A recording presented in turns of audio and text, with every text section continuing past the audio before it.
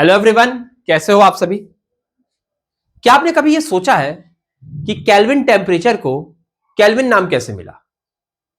क्या आपने कभी यह सोचा है कि फ्लेमिंगो या कैरेट ऑरेंज ही क्यों होते हैं? क्या आपने कभी यह सोचा है कि जब हम टोमेटोज यानी टमाटर को जब हम शिप करते हैं तो क्यों हम ग्रीन टोमेटोज को ही शिप करते हैं, क्यों नहीं हम रेड टोमेटोज को शिप करते हैं? क्या आपने कभी यह सोचा है कि क्या हम इंसेक्ट के पॉपुलेशन को कंट्रोल कर सकते हैं किसी केमिकल का यूज करके, जिससे कि वो मरे भी ना और हमारा काम भी आसान हो जाए? नहीं सोचा है। क्या आपने कभी यह सोचा है कि जो रोज है उसकी वो प्यारी सी महक कहां से आई? क्या आप सभी ने क्या कभी यह सोचा है कि जो हमारा लेमन होता है उसका वो टेस्ट कैसे आया है? तो अगर नहीं सोचा है तो कोई बात नहीं यार, स्वागत है आप सबका टी विद केमिस्ट्री के ऑनलाइन प्लेटफॉर्म पर। सोहर श्रीवास्तव हियर, और आज हम लोग बात करने वाले बच्चों एल्कीन्स के ऊपर। और जितनी भी चीज अभी मैंने आपको बोला, आपने सोचा है तो चाहे आपने उसको सोचा हो या ना सोचा हो, अब आप उसको सोच भी लोगे, समझ भी लोगे और जान भी जाओगे। तो शुरुआत करते हैं बीएससी फर्स्ट ईयर वाले बच्चों। This is your second semester का पहला चैप्टर, दैट इज एल्कीन्स। और एल्कीन्स जो है ये इतना फेमिलियर टॉपिक है आप सभी लोगों के लिए कि जब आप क्लास 10th में होते हो तभी से शुरुआत हो जाती है एल्कीन्स को पढ़ने की।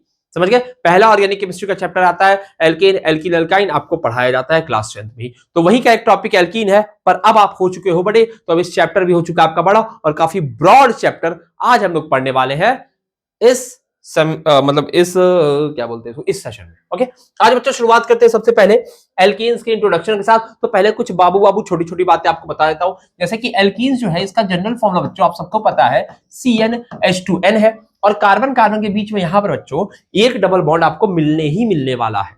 तो अगर मैं सबसे सिंपलेस्ट एल्कीन की बात करूं तो वो कौन सा होगा? तो जो सिंपलेस्ट एल्कीन बच्चों दैट इज आपका इथीन। सबसे सिंपलेस्ट एल्कीन क्या बच्चा? वो है आपका इथीन है।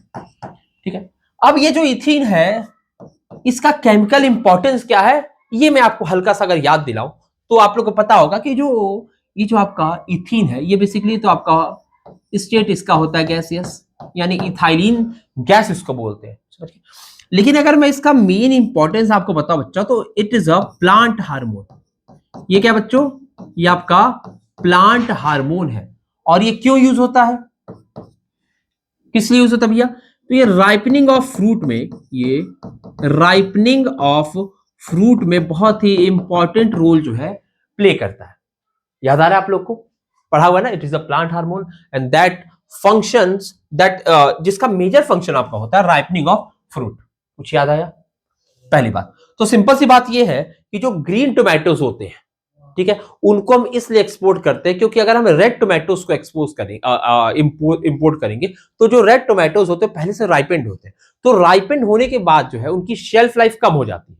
ठीक है, तो हम उनको ज्यादा लंबे टाइम तक रख नहीं सकते। पर अगर हम ग्रीन टोमेटोज को जो शिप करेंगे तो ग्रीन टोमेटोज की जो शेल्फ लाइफ होती है वो ज्यादा होती है। ठीक है, और जब वो डिजायर्ड लोकेशन पे हमारा ग्रीन टोमेटो पहुंच जाएगा तो वहां पे हम उनको इथाइलिन गैस से एक्सपोज करके हम उनको राइपन कर सकते हैं। समझ गए? ठीक, अगला जो कंपाउंड है एक और, अगर मैं आपको एल्कीन का एग्जांपल दूं तो मैं बात कर सकता हूं लिमोनिन की। किसकी बात करते हैं बच्चों? लिमोनिन। This is limonin. अब ये लिमोनिन कहां पाया जाता है बच्चों? तो लिमोनिन आपका पाया जाता है लेमन के अंदर। ठीक है, लेमन के अंदर। अब देखिए ध्यान से इसकी स्ट्रक्चर की अगर मैं बात कर लूं तो इसका जो स्ट्रक्चर है बच्चों वो ऐसा होता है। ये हमारा लिमोनिन है। कहां पाया जा रहा है बच्चों? लेमन में पाया जा रहा है। और कहां पाया जा रहा है? और ऑरेंज ऑयल्स में भी ये पाया जाता है। ऑरेंज ऑयल्स में भी हमारा लिमोनिन जो है वो पाया जाता है। क्लियर हो गया? ये दो कंपाउंड।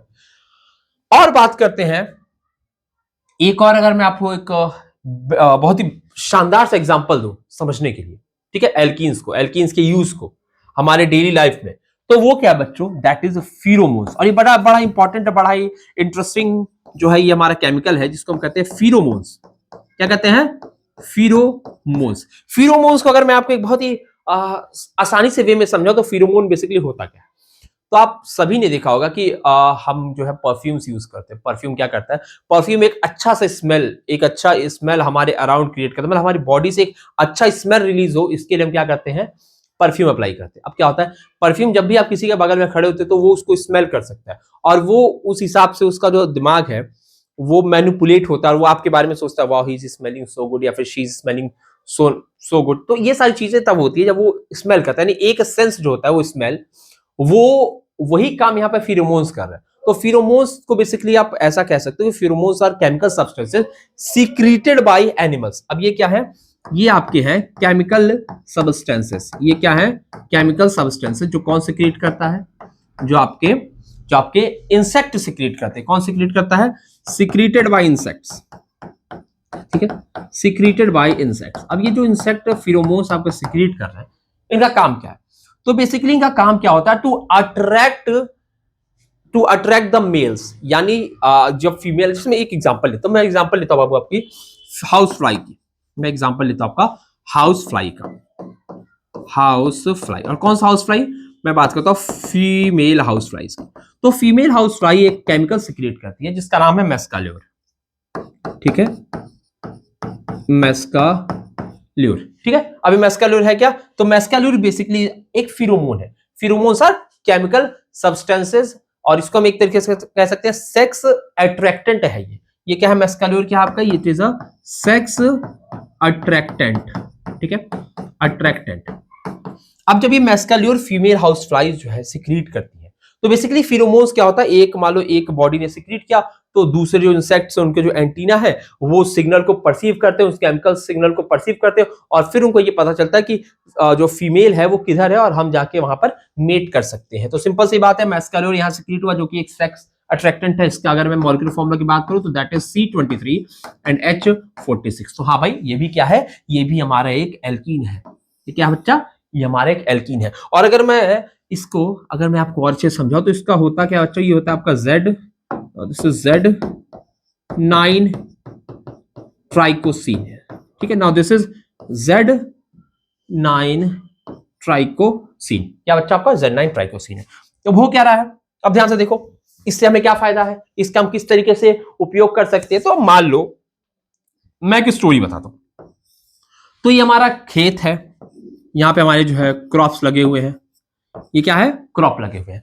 अब इन क्रॉप को खराब कौन करेंगे, इन क्रॉप को खराब करेंगे इंसेक्ट्स, ठीक है। अब इंसेक्ट्स क्या रिलीज कर रहे हैं, फिरोमोन्स रिलीज कर रहे हैं। अब क्या करें, अब देखो, अब हमें यहां पे चालाकी से काम करना है। चालाकी से काम क्या करना है कि हम जो यहां पर ट्रैप्स लाते हैं, हम क्या लाते हैं, यहां पे ट्रैप लाते हैं। अब हमें यह पता है कि कौन से इंसेक्ट जो है इन फसलों या इन क्रॉप्स को खराब करते हैं। तो हम क्या करें, हमें पहले ये पता करना पड़ेगा कि वो इंसेक्ट जो कौन से फिरोमोन्स रिलीज कर रहे हैं। तो जब एक बार हम उन फिरोमोन्स के बारे में पता कर लेंगे, तो हम इन ट्रैप्स में क्या करें, उन्हीं फिरोमोन्स को अप्लाई करते हैं। इन ट्रैप्स में क्या करें, हम उन्हीं फिरोमोन्स को अप्लाई करते हैं। अब क्या करते हैं बच्चों, इन ट्रैप को यहां पर हम लगा दिया।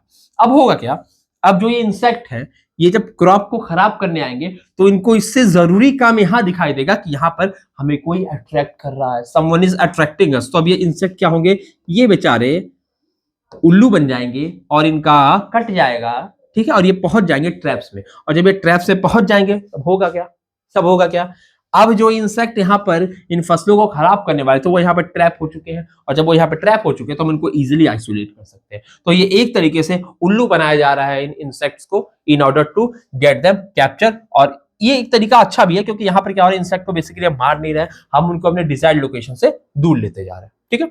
तो ये कुछ इंपॉर्टेंट आपके एल्कीन्स है, आई होप कि आप लोग समझ गए होंगे। क्लियर है दोस्त, चलिए इसको जरा नोट कर लीजिए। तो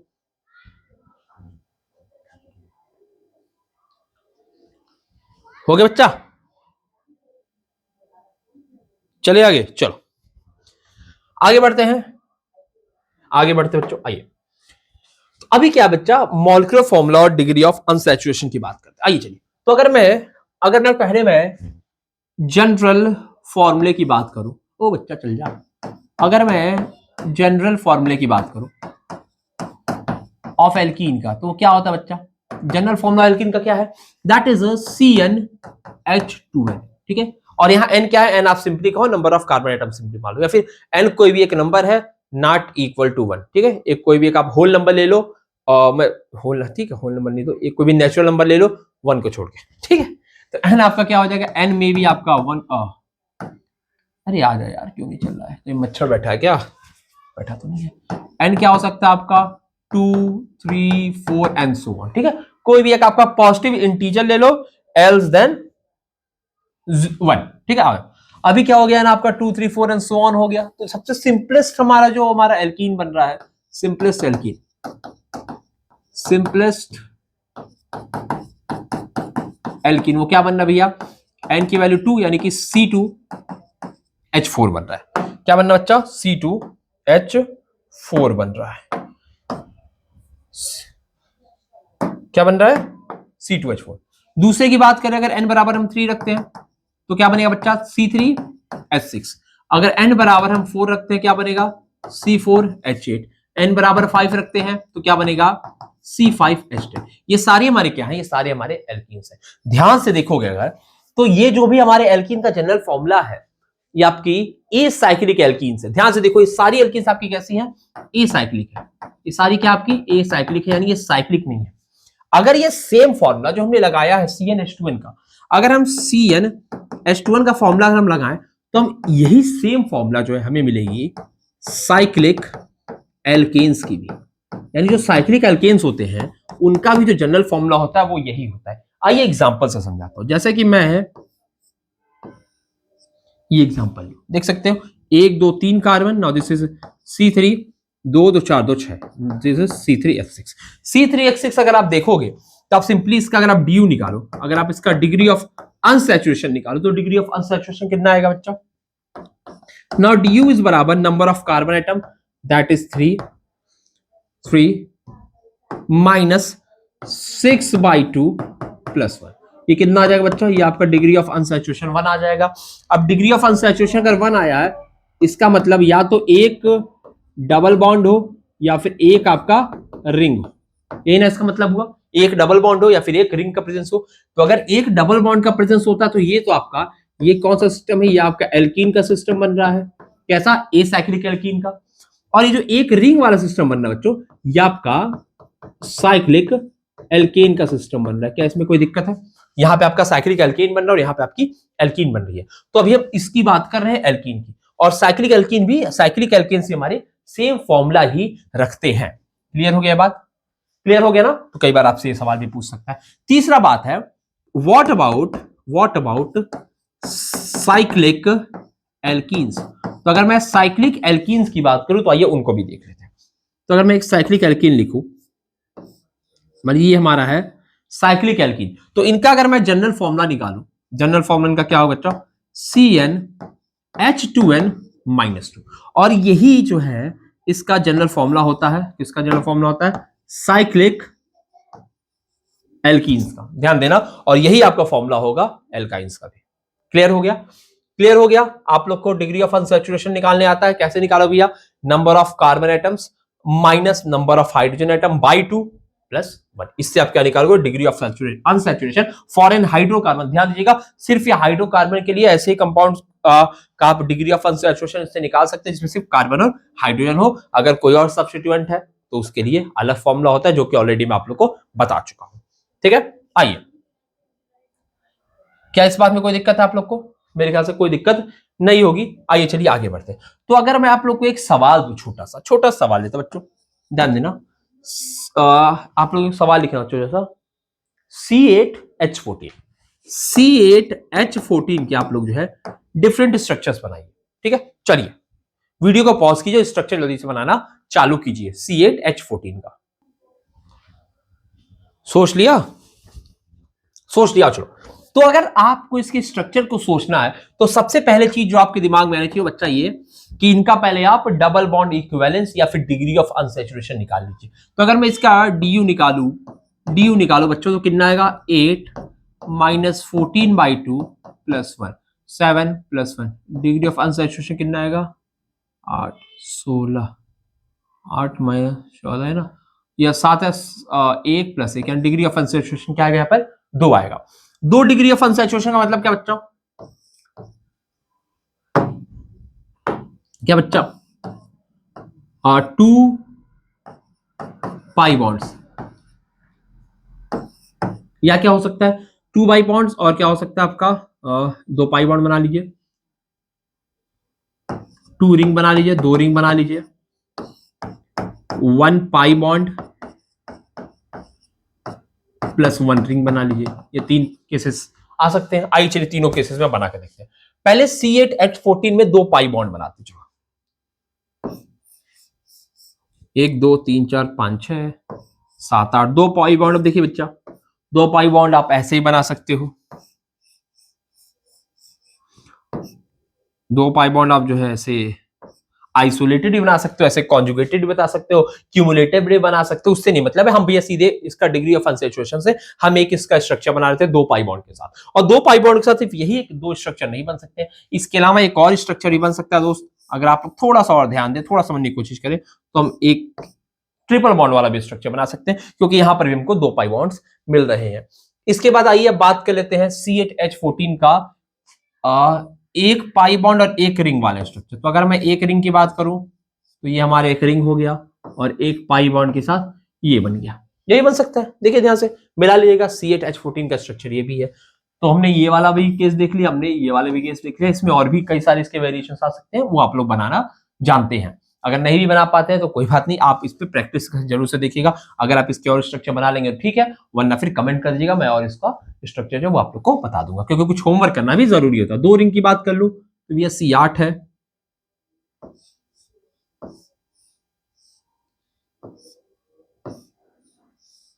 तो इसको देखिए ध्यान से जरा,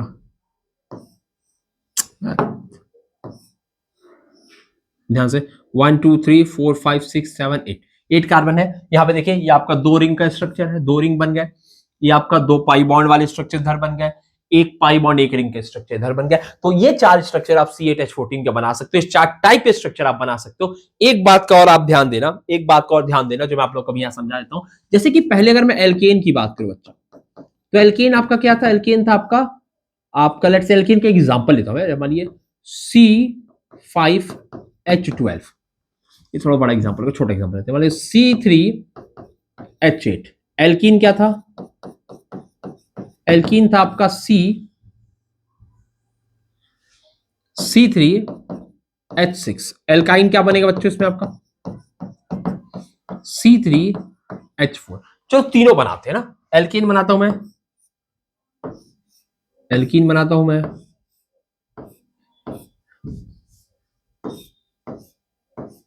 एल्काइन बनाता हूं मैं, ठीक है। एल्केन एल्कीन एल्काइन मैंने 3 कार्बन के बना दिए। अभी क्या करना बच्चों, अब मैं आपको बताने क्या वाला हूं, ध्यान से देखना। यहां पर और यहां पे क्या फर्क है? इसमें से इसमें आने पे, यहां से बच्चा यहां से यहां आने पे क्या फर्क आया है? 2 हाइड्रोजन का फर्क आया, 2 हाइड्रोजन का लॉस हुआ बच्चा। 2 हाइड्रोजन के लॉस हुआ है यहां से आने में, और क्या हुआ है? 1 पाई बॉन्ड जो है वो बना है। देख रहे हैं आपको ध्यान से दिख रहा है, देखिए 2 हाइड्रोजन का लॉस हुआ है और 1 पाई बॉन्ड बना है। वहीं अगर मैं यहां से यहां आऊं तो ध्यान से देखिए, 2 हाइड्रोजन का यहां और लॉस हुआ है और 1 और पाई बॉन्ड यहां बना है। ध्यान से देखना, यानी बच्चों जब हम एल्केन से एल्कीन में जाते हैं तो यहां पर हमारा 2 हाइड्रोजन का लॉस होता है और 1 पाई बॉन्ड बनता है, यानी 2 हाइड्रोजन का loss is equivalent to 1 degree of unsaturation. यानी अगर 2 हाइड्रोजन का लॉस होता है तो उसको आप डिग्री ऑफ अनसैचुरेशन या फिर हाइड्रोजन डिफिशियंसी इंडेक्स में कह सकते हो। 2 हाइड्रोजन लॉस बराबर 1 DBE या फिर 1 DU या फिर 1 हाइड्रोजन डिफिशियंसी इंडेक्स। क्लियर है? और यहां से यहां जाने पे भी 2 हाइड्रोजन या फिर 2 हाइड्रोजन का लॉस हुआ है और 1 पाई बॉन्ड और ऐड हुआ है। क्या ये बात क्लियर है? क्या ये पूरा जो मैंने पढ़ाया है चीज अभी आपको समझ में आ गया है? समझ में आ गया है तो उसको जल्दी से पेन डाउन कर लीजिए।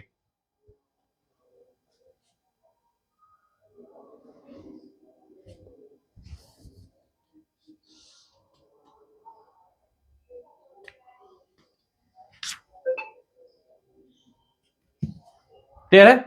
चलिए आइए आगे बढ़ते हैं। आगे बढ़ते हैं, एक छोटी सी और टर्म यहां पे आप लोगों को मैं बता देता हूं, छोटा सा टर्म, ये सब आप लोग को पता होगा। जस्ट अ सेकंड दोस्तों, एक कॉल आ गया, just a second. Okay friend, then sorry for the interruptions. ठीक है, आई चलिए, कहां पर था मैं? ओके ठीक है, हाँ याद आ गया मुझको। चलिए एक और आप लोग को मैं बात बताता हूं जो बेसिकली आप लोग को पता तो होगी, फिर भी एक बार दोबारा से याद दिला देता हूं कि बच्चों देखो, saturated hydrocarbon and unsaturated hydrocarbon, ये 2 term, saturated and unsaturated hydrocarbon की बात करें। सैचुरेटेड और अनसैचुरेटेड हाइड्रोकार्बन को देखो समझना कैसे है। सैचुरेटेड का मतलब ये होता है कि कार्बन जो है, कार्बन के जो चारों बॉन्ड हो वो सिंगल बने हो, यानी कि चारों बॉन्ड जो है वो अलग अलग एलिमेंट से बने हुए हो। इस बात का ध्यान देना। अब ये नहीं अलग अलग एलिमेंट मतलब यहाँ पर हाइड्रोजन हो गया, ये भी हाइड्रोजन हो गया, ये भी हाइड्रोजन हो गया, ये कार्बन है, तो भी ये सैचुरेटेड ही। अलग अलग एलिमेंट का ये नहीं मतलब है कि ये दोनों भी अलग होने चाहिए, दोनों सेम भी हो सकते हैं, चारों सेम भी हो सकते हैं, पर चारों आपके सिंगल बॉन्ड ही होने चाहिए, ठीक है। नहीं कार्बन की जो चारों वैलेंसी है वो चार अलग अलग एटम से जुड़ी हो, वो हमारे हो गए सैचुरेटेड। और अनसैचुरेटेड में क्या होगा कि एक ना एक आपको कार्बन और कार्बन के बीच में डबल बॉन्ड या फिर एक ना एक कार्बन और कार्बन के बीच में ट्रिपल बॉन्ड देखने को मिलेगा, तो उसको अनसैचुरेटेड बोलेंगे। Now this is saturated, this is unsaturated. तो बेसिकली एल्कीन आपका क्या है, एल्कीन आपका अनसैचुरेटेड सिस्टम ही है। एल्कीन क्या आपका अनसैचुरेटेड सिस्टम है, जिसका जनरल फॉर्मूला है CnH2। क्लियर दोस्त? आइए चलिए आगे बढ़ते हैं, और अब हम चलते हैं नॉमेनक्लेचर की ओर। नॉमेनक्लेचर में कि अब हमें नाम रखना पड़ेगा इन गिवन स्पीशीज का। तो ध्यान से पहला ये जो है क्वेश्चन आपके सामने रहा, पहला सवाल कीजिए दोस्त। मेरे ख्याल से इसको तो आपको करने की जरूरत नहीं होगी, बहुत ही आसान सा नाम है इसका। नाउ दिस इज, ये क्या है, दो कार्बन है, दिस इज एथ, दिस इज एथ, और इसका जो हमारा सफिक्स आता है that is in. Now this is ethene. Okay, कोई दिक्कत नहीं है। इसी का दूसरा जो कॉमन नेम है दैट इज इथाइलिन। इसको क्या बोलते हैं, इथाइलिन बोलते हैं, इथेन या फिर इथाइलिन। क्लियर है? Now this is 1 2 and 3 carbon है। किधर से नेमिंग करेंगे बच्चा, इधर से नेमिंग करेंगे, 1 नेमिंग करेंगे। बारी यार कलर नहीं चेंज हो रहा है।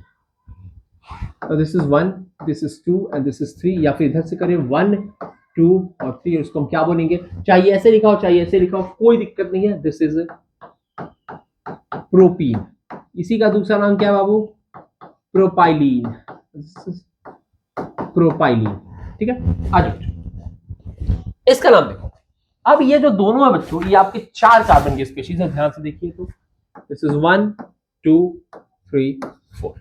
ध्यान से देखेंगे, ये भी क्या बच्चा, 1 2 3 एंड 4, 4 कार्बन की स्पीशीज दोनों है। इनके अगर मैं नाम की बात करूं, जैसे 1 2 3 4, इसको हम क्या बोलेंगे, ब्यूटीन। क्लियर है? इसी को हम और ऐसे भी लिख सकते हैं बच्चा, 1 ब्यूटीन। क्लियर है? कोई दिक्कत नहीं, चाहे आप ऐसे लिखो चाहे आप ऐसे लिखो, क्योंकि पोजीशन 1 को मेंशन करने की कोई नीड नहीं होती। जब डबल बॉन्ड पहले पोजीशन पे लगाओ तो उसको मेंशन करो या ना मेंशन करो, कोई इशू नहीं। लेकिन यहाँ पर इशू आ जाता है। यहाँ पर इशू क्या हो जाता है, यहाँ पर इशू ये हो जाता है बाबू, यहाँ पर आपको पोजीशन जो है वो मेंशन करना ही करना पड़ेगा, क्योंकि अगर आप पोजीशन नहीं मेंशन करोगे तो फिर ये डबल बॉन्ड कहाँ लगा ये आप बता नहीं पाओगे। तो इसका जो नाम होगा वो आएगा बच्चा 2 but and the suffix is ene, तो 2 ब्यूटीन इसका नाम है। क्लियर है? अब ध्यान से देखो, जैसे इसको हमने इथाइलिन बोला, इसको हम प्रोपाइलिन बोल रहे हैं, वैसे ये जो हमारा 4 कार्बन का सिस्टम है, 4 कार्बन की जो एल्कीन है, इसको हम ब्यूटाइलिन भी कह देते हैं, ब्यूटाइलिन कह देते हैं। सही रहेगा कहना? तो बच्चों ये जो ब्यूटाइलिन इसको कहना, ये बेसिकली सही नहीं रहेगा इसको ब्यूटाइलिन कहना, क्योंकि अगर आप ब्यूटाइलिन बोलते हो इसको, तो ब्यूटाइलिन क्या है, क्या ये ब्यूटाइलिन है या क्या ये ब्यूटाइलिन है? तो यहाँ पर चूंकि ऑप्शंस बढ़ गए हैं, यहाँ पर चूंकि यहाँ पर क्या क्या पॉसिबिलिटीज बढ़ गई ब्यूटाइलिन की, ठीक है, ये दोनों ब्यूटाइलिन हो सकते हैं, तो यहाँ पर इसको ब्यूटाइलिन बोलना सही नहीं होगा, और एक कंडीशन थोड़ा सा अनएम्बिगुअस हो जाएगा। ठीक है, ये कंडीशन कैसा है, अनएम्बिगुअस हो जाएगा, इसीलिए हम इसको जो है ये क्या बोलते हैं, ब्यूटाइलिन नहीं बोलते हैं, इनको बोलते हैं ब्यूटवनिन, एंड दिस इज ब्यूटून, या फिर क्या 2 ब्यूटीन एंड 1 ब्यूटीन। ठीक है, आइए अब ये 2 ब्यूटीन है बच्चों, इसमें मैंने यहाँ लिख दिया था सेंट्रल ताकि यहाँ मुझे याद आ जाए। इनके जो है 2 आइसोमर भी बनते हैं बच्चों, इनके 2 आइसोमर भी बनते हैं, एक आपका सिस और दूसरा आपका ट्रांस। अगर मैं उन दोनों को बना के दिखाऊं बच्चा, दोनों को अगर मैं आपको बना के दिखाऊं, पहले मैं कलर चेंज करता हूं थोड़ा।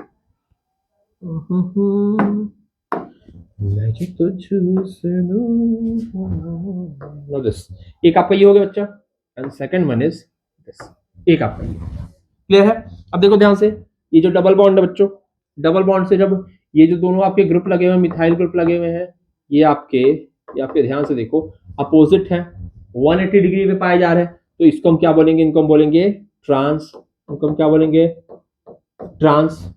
और ये देखिए जो साइड वाइज पा रहे हैं, बगल में पाए जा रहे हैं, नो दे आर, इसको बोलेंगे सिस।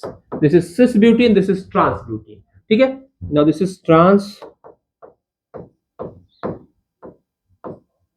ब्यूटेटुइन, ये क्या बच्चा, दिस इज, अरे सॉरी, सिस ब्यूटेटुइन। क्लियर हो गया, ट्रांसब्यूटुइन एंड सिस ब्यूटुइन, ये इनके आइसोमर्स हो गए, सिस और ट्रांस वाले, ये इनके बेसिकली ज्योमेट्रिकल आइसोमर्स है। ज्योमेट्रिकल आइसोमर के बारे में हम लोग अलग सभी बात करेंगे, तो वहां पर चीजें और भी क्लियर हो जाएंगी, चाहे वो सिस ट्रांस हो, चाहे वो EZ हो, वो सारी चीजें भी आप लोग को क्लियर हो जाने वाली है।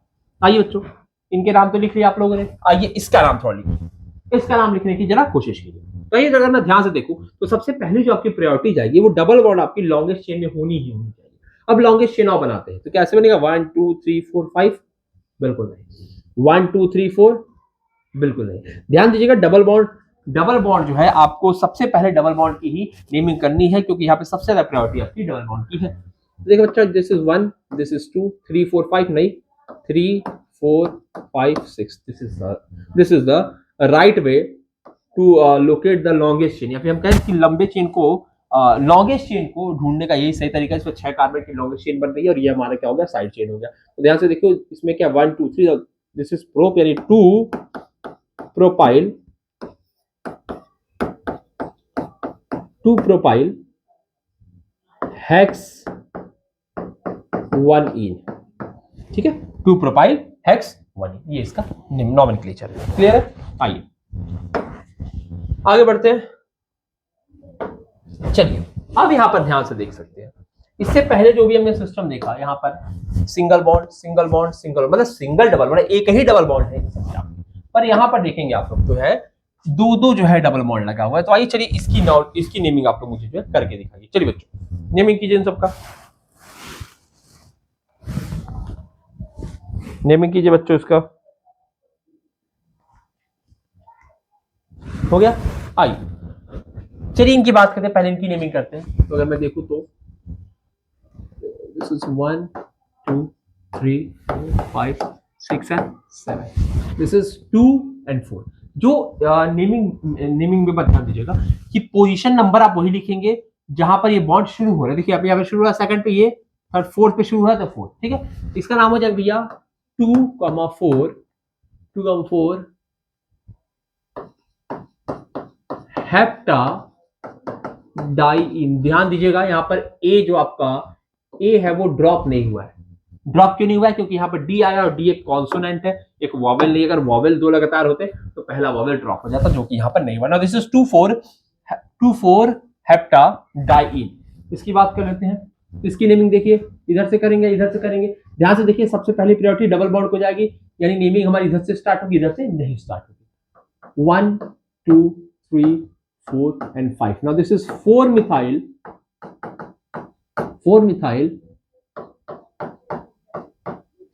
पेंटा लगा हुआ, ध्यान दीजिएगा, पेंटा 1,3 डाइइन। क्लियर बच्चा, क्लियर है बाबू, वेरी गुड। इसका नाम लिखिए, तो इसका नाम लिखिए, देखिए कितना सही है। यहां पर आप सोचोगे कि मैं ब्रोमीन का नाम पहले लिख देता हूं, क्योंकि बी पहले आता है अल्फाबेटिकल ऑर्डर वाइज और ये बाद में आता है। तो ध्यान दीजिएगा, यहाँ पर थोड़ी सी चीजों को आपको समझने की नीड है, थोड़ी चीजों को आपको समझने की नीड है। मैं समझाता हूँ। क्या मेरी आवाज अब तक सही आई है? ये माइक यार डिटैच हो गया था, आई होप आवाज सही आई हो, कि माइक थोड़ा सा डिटैच हो गया था। चलिए आइए देखते हैं इसके नॉमेनक्लेचर की बात करते हैं। Now this is 1 2 3 4 5 6 and 7। तो अगर इसका मैं नाम लिखूंगा तो नाम इसका जाओ 5 ब्रोमो। ध्यान से दीजिए, देखिएगा जो नंबरिंग हुई है वो हमारी प्रायोरिटी रूल के हिसाब से हुई है, लेकिन जब इनको लिखेंगे तो पहले अल्फाबेटिकल ऑर्डर वाले को ही पहले लिखेंगे, यानी बी पहले आएगा। 5 bromo. Now this is 4 chloro. This is 7 है, तो हेप्ट फ्लोरो, हेप्ट इन लिख सकते हैं, आप कोई दिक्कत नहीं है, 1 लगाने की कोई जरूरत, हेप्ट इन। क्लियर है? इसका नाम देखिए, कहां से करेंगे बाबू, 1 2 3 4 1 2 3 4, 4 से दोनों तरफ से आ रहा है, पर यहां पर हमें एक सब्स्टिट्यूएंट मिल जाए, तो 1 2 3 4 यहां शुरू करेंगे, 1 2 3, 1 2 3 4 4 5 6 7 होता है, 1 2 3 4। हाँ, तो अगर हम इधर जाते तो ध्यान से देखिए, अगर मैं कलर चेंज, पहले मैं ऐसे आपको दिखाता हूं, 1 2 3 4 5 6 7 8, और ये दूसरा रास्ता भी मैं आपको बनाता हूँ दूसरे कलर से। इधर चलते हैं। 1 नहीं, ये कलर शायद विजिबल नहीं है, ये कलर विजिबल नहीं होगा मेरे ख्याल से। कलर क्या करो भाई, रेड कर दे रहा हूँ, रेड तो विजिबल होगा। This is 1 2 3 4 5 6 7 and 8। तो ध्यान से देखो, अगर लोएस्ट लोकेंट रूल लगाया जाए तो यहां पे देखोगे, यहां पर आएगा 4, लाल वाले रास्ते से 4 और प्लस 7, ये आपका आएगा 11। पर अगर मैं इस दूसरे वाले रास्ते से चलूं तो ये आपका आ रहा है 2 प्लस 5 7। तो आपको हमेशा पता है कि जो भी हमारा सब्स्टिट्यूएंट है उसको जो है सबसे करीब, मतलब उसका जो सम होना चाहिए उसका सबसे कम होना चाहिए, लोकेंट जो है वो उसका जो सम होना चाहिए लोएस्ट होना चाहिए। तो यानी ये रास्ता सही है और ये रास्ता क्या है आपका गलत है। यानी कि इसकी जो नॉमेनक्लेचर होगा, इसका जो नाम लिखेंगे वो होगा 1 2 2 5 2 2,5। दिस इज डाइमिथाइल 8 है, ऑक्ट 2 है, एक है ये ऑक्ट 4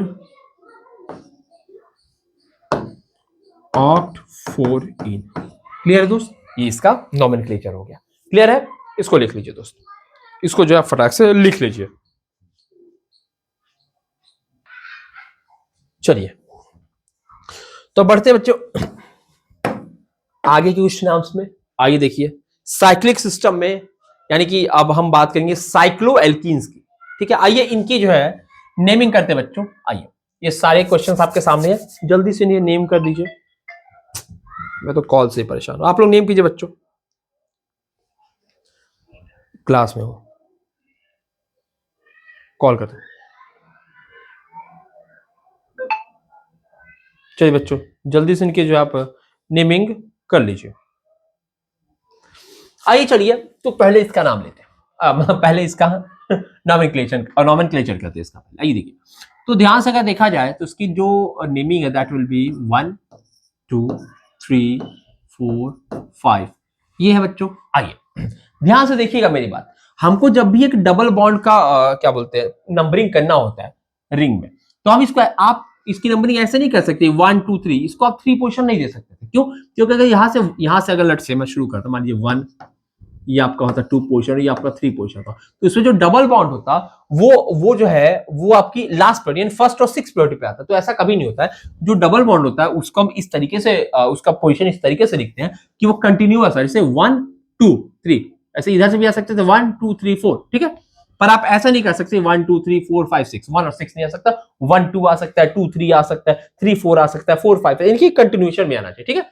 वो तो जस्ट बगल, जस्ट एडिशन नंबर ही उसको मिलना चाहिए, ये बात याद रखिएगा। तो ये ऑरेंज वाला जो रेखा है ये सही नहीं है, इसको मिटा देते हैं, ऑरेंज लाइन सही नहीं है, ठीक है।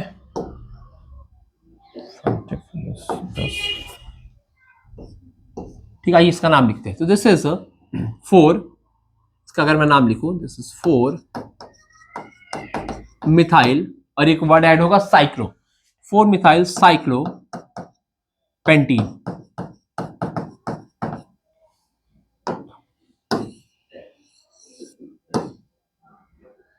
या 1 भी इसके साथ मूव करेगा, कोई बात नहीं है, ये पोजीशन 1 है, ठीक है। ठीक, आइए चलिए अब इसका नाम भी जा देखते हैं। तो क्या इसका नाम देखते हैं। नाउ दिस इज 1 2 3 4 5 एंड 6, क्या है बच्चा 3,6 डाइमिथाइल साइक्लो हेक्सीन। क्लियर है, 3,6 डाइमिथाइल साइक्लो हेक्सीन। यार ये कुछ ना कुछ और सेलेक्ट हो ही जा रहा है, कुछ ना कुछ और सेलेक्ट हो ही जा रहा है, पर कोई बात नहीं, कोई बात नहीं। आइए इसका नाम जरा बताइए, तो इसका नाम बताइए। आइए वापस इसके नॉमेनक्लेशन करते हैं, इसका नॉमेनक्लेट नाम लिखते हैं यार, 4 5 6, ठीक है। इसका नाम लिखे अगर हम तो 1 2 3 4 5 6। Now this is 3 methyl 4 ethyl, तो पहले हम लिखेंगे 4 हम पहले क्या लिखेंगे, हम लिखेंगे बच्चा 4 इथाइल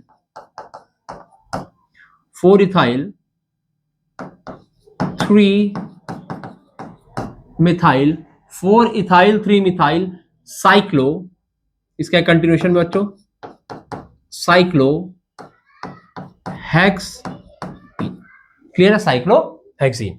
इसका नाम लिख लेते हैं, इसका नाम लिखो, ध्यान से देखना, 1 2 3 4 5 and 6.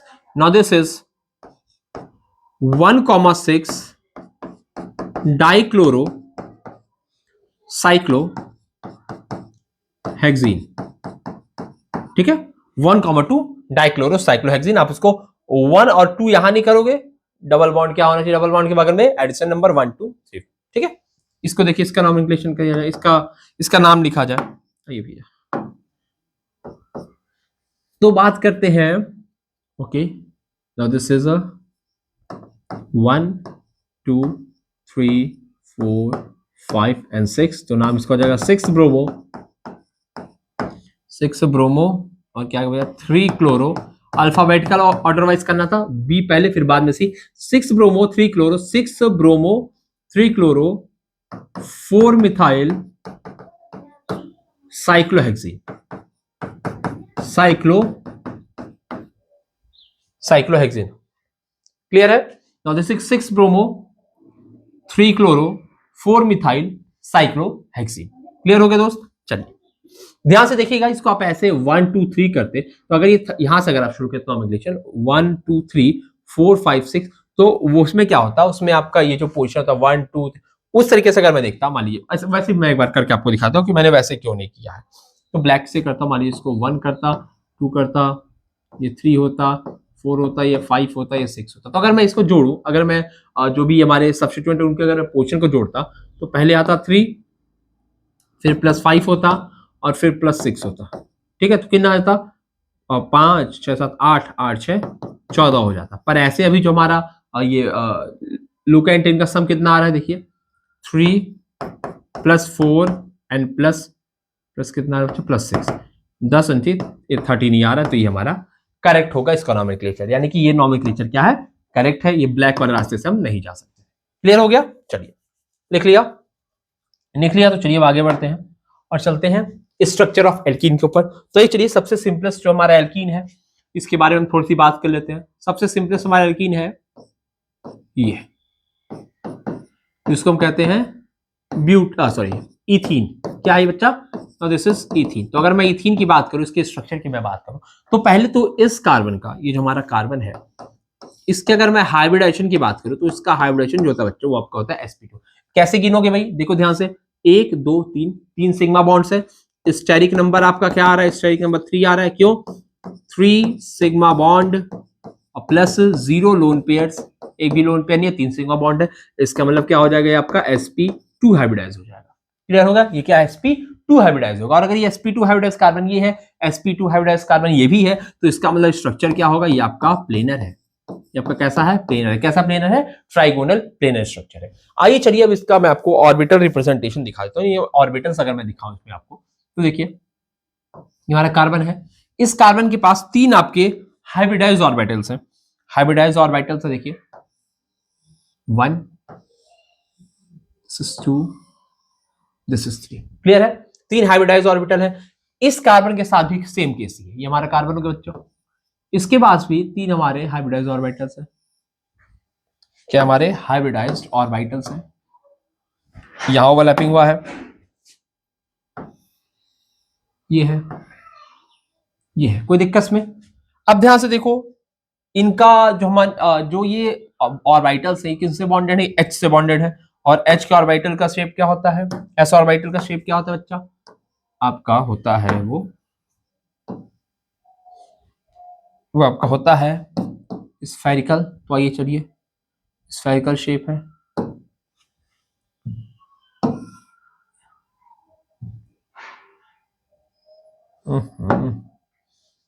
क्लियर है।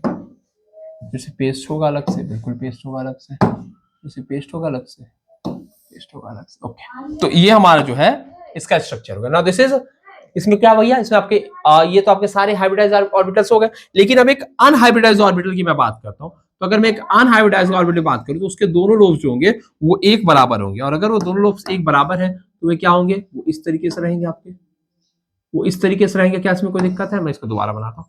ये लोब जो है थोड़ा सा ज्यादा चौड़ा बन गया, तो मैं इसको थोड़ा सा पतला बनाने की कोशिश करता हूँ। तो ये है हमारा अनहाइब्रिडाइज लोब, ये हमारा पी ऑर्बिटल है जो कि अनहाइब्रिडाइज्ड है, क्लियर है। तो एक यहां पर होगा और एक आपका बच्चों यहां पर पाया जाएगा।